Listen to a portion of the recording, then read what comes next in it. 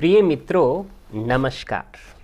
आज का हमारा विषय है सोवियत या साम्यवादी मीडिया सिद्धांत, यानी कि सोवियत और कम्युनिस्ट मीडिया थियरी।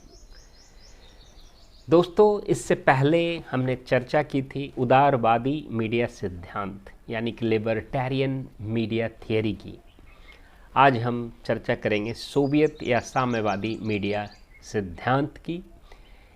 यह सिद्धांत वर्ष 1917 की रूसी क्रांति के बाद इसका प्रतिपादन हुआ था। वास्तव में वर्ष 1917 की रूसी क्रांति के बाद सोवियत यूनियन की स्थापना हुई थी, इसलिए यह सिद्धांत सर्वप्रथम सोवियत यूनियन में ही लागू हुआ था। यह सिद्धांत कार्ल मार्क्स, लेनिन एवं स्टालिन के साम्यवादी समाजवादी विचारधारा पर आधारित है। दोस्तों, हम सभी जानते हैं कि कार्ल मार्क्स, लेनिन, स्टालिन एक कम्युनिस्ट माइंडेड लोग थे।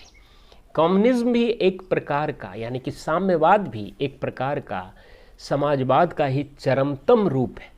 समाजवाद का ही चरमावस्था को हम साम्यवाद कहते हैं। साम्यवाद को एक प्रकार से वैज्ञानिक समाजवाद भी कहा जाता है, यानी कि साम्यवाद समाजवाद का ही एक रूप है, उसकी चरमावस्था है। तो कहने का तात्पर्य यह हुआ कि कार्ल मार्क्स, लेनिन, स्टालिन की जो विचारधारा जो थी, साम्यवादी विचारधारा, उस पर यह सिद्धांत आधारित है।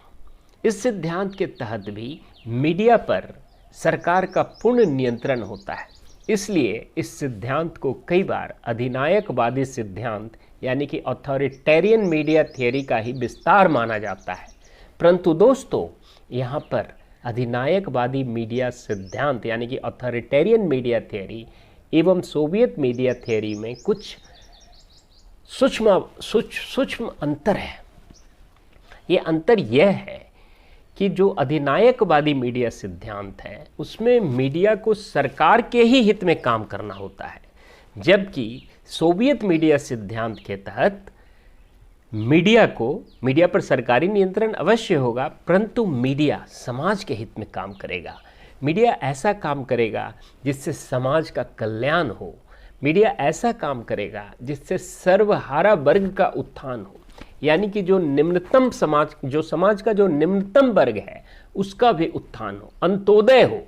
तो ये कम्युनिस्ट विचारधारा जो है वो चाहती है कि सर्वहारा, सबसे पिछड़ा समाज का हिस्सा जो है वो भी आगे आए। तो इसलिए इसका उद्देश्य बहुत ही उदार है, बहुत ही व्यापक और विस्तृत है।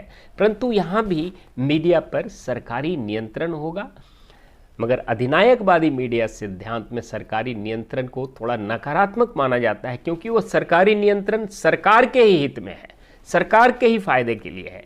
जबकि यहाँ जो सरकारी नियंत्रण है वह समाज के हित में है, जनता के हित में है, पब्लिक के हित में है, समाज के निम्नतम वर्ग के हित में है, समाज के अंतिम वर्ग के हित में है, अंत्योदय के हित में है, सर्वहारा वर्ग के हित में है। तो इस प्रकार यह सिद्धांत सोवियत मीडिया थियरी अपने आप में काफ़ी भिन्न है, और ये अधिनायकवादी सिद्धांत से कुछ मिलता जुलता भी है और उससे कुछ भिन्नता भी है। तो दोस्तों, आज मैंने आपको संक्षेप में सोवियत या साम्यवादी मीडिया सिद्धांत को बताने का प्रयास किया। यह सिद्धांत आज जितने भी कम्युनिस्ट कंट्री हैं वहाँ पर काफ़ी हद तक लागू हो रहा है, जहाँ की समाज को सर्वोपरि मानते हुए काम किया जाता है और सरकारी नियंत्रण होता है उस पर, मीडिया पर।